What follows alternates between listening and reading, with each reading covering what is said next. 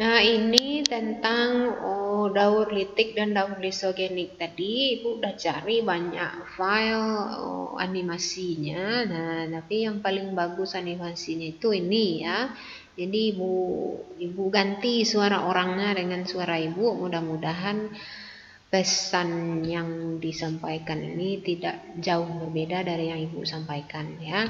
Jadi ini bukan video Ibu, ini video orang lain, tapi Ibu ganti suara ya. Nah, jadi pertama si virus ini adalah virus berbentuk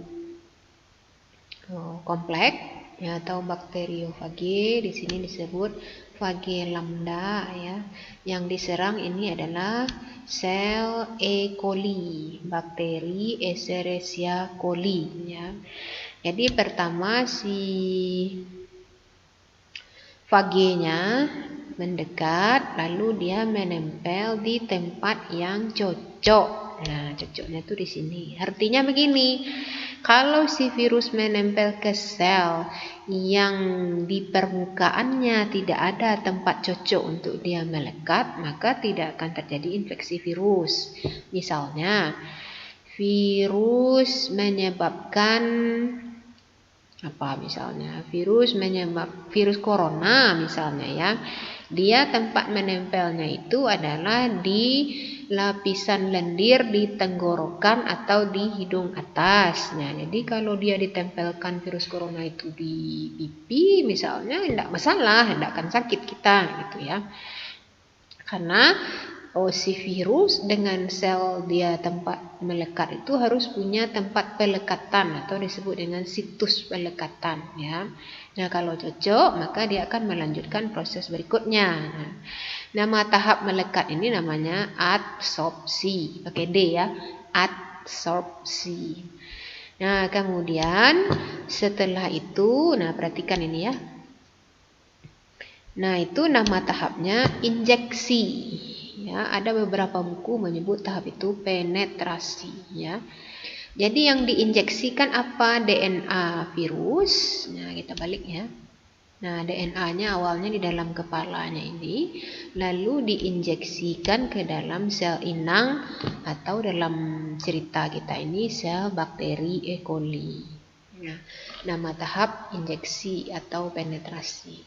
Nah, setelah itu si DNA virus yang ada di dalam sel inang ini akan mengambil alih kontrol sel inang ini ya. Jadi kalau misalnya ceritanya negara ini ya, ada penyusup. Nah, penyusupnya ini langsung menyandra presidennya sehingga negara itu bisa diambil alih, gitu maksudnya ya.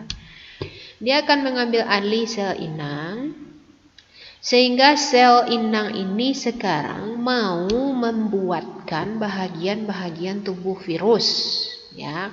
Dibuatkannya DNA ini banyak-banyak. Tadi kan satu, sekarang dibuat banyak.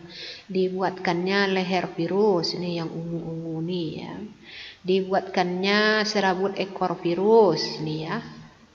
Dibuatkan kepala virus. Nah, siapa yang mengerjakan itu? Sel inang. Dengan apa dibuat? Dengan bahan-bahan yang ada di dalam sel inang. Kenapa inangnya mau? Karena dia sudah diambil alih. Ya. Jadi ini nama tahapnya ini sintesis, pembentukan bahagian-bahagian tubuh virus yang baru. Setelah sintesis, maka bagian tubuh virus yang baru ini akan dirakit. Ya. Dirakit menjadi virus yang baru. Iya. Ada kepalanya, nih ada kepala, ada leher, ada serabut ekor, dirakit menjadi virus yang baru. Nama tahapnya perakitan. Setelah dirakit, apa yang terjadi? Si virus baru ini yang sudah terbentuk dalam ini akan melubangi dinding sel inang sehingga sel ini pecah dan dia bisa keluar. Sampai di luar, dia akan mencari sel target berikutnya. Nama tahap ini lisis, ya, pecah. Yang pecah siapa? Sel inangnya. Nah, karena diakhiri dengan pecahnya sel inang, maka daur ini disebut dengan daur litik. Ya, jadi kalau diulang dari awal, tahapnya ada 5. Pertama adsorpsi, menempel, injeksi, sintesis, perakitan, kemudian lisis, sehingga disebut daur litik. Nah, ada cara yang kedua namanya daur lisogenik. Tahap 1-2-nya sama, absorpsi, sebentar ya. Jadi ini tadi ada menempel virus, absorpsi, kemudian diinjeksikan DNA, penetrasi. Nah, sekarang DNA-nya sudah ada di dalam. DNA ini tidak akan mengambil alih sel inang. Nah, kalau dilitik tadi diambil alih, kemudian dibuat bagian tubuh baru, dirakit, lisis. Nah, kalau di sini dia tidak akan mengambil alih, hanya dia akan menyisip pada DNA inang. Nih ya, jadi yang biru ini DNA si bakteri. Dia menyisip di sini. Sehingga apa akibatnya? Setiap bakteri ini membelah diri, kan si bakteri berkembang biak dengan cara pembelahan biner atau membelah diri. Maka setiap itu pula lah si DNA virus ini selalu terbawa. Jadi pada akhirnya nanti ini bakterinya membelah dua lagi, ini membelah dua lagi. Jadi setiap anak-anakan sel bakteri ini akan selalu membawa DNA virus, ya. Nah, nanti pada kejadian yang cukup langka, ya, yang tidak sering terjadi, DNA yang tersisip ini dapat memisah kembali, ya.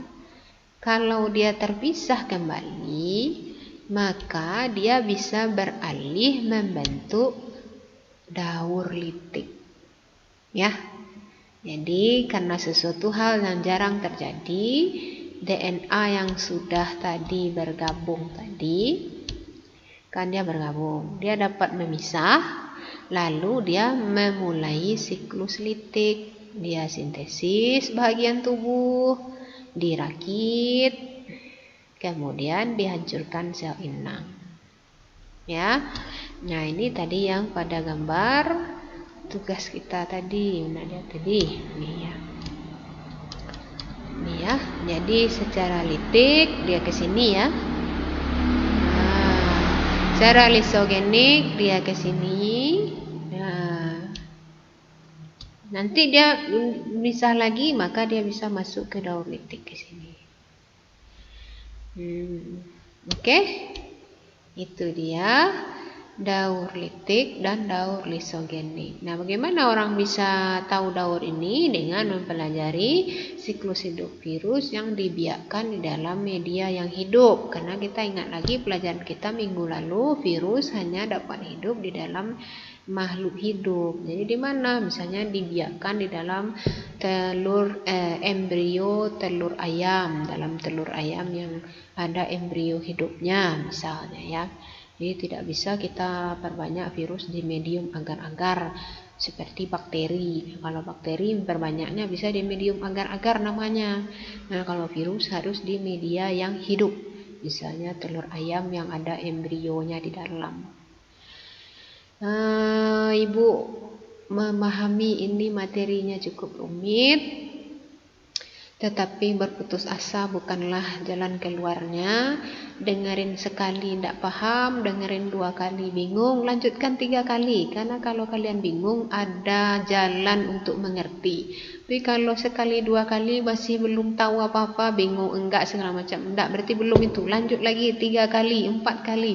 Kalau sudah mulai bingung, lanjut lagi. Kalau sudah bingung, dan biasanya 4 kali, 5 kali itu sudah mulai paham. Ya, sambil membuat tugas. Jadi buat tugasnya, dengerin video ini, buat tugasnya, jangan nyontek kawan. Nyontek kawan nanti kita masih bingung, lihat punya kawan beda lagi, tambah bingung jadinya, ya. Jadi selamat berjuang. Mudah-mudahan niat baik kita belajar ini tetap dianggap sebagai ibadah. Amin ya rabbal alamin. Assalamualaikum warahmatullahi wabarakatuh.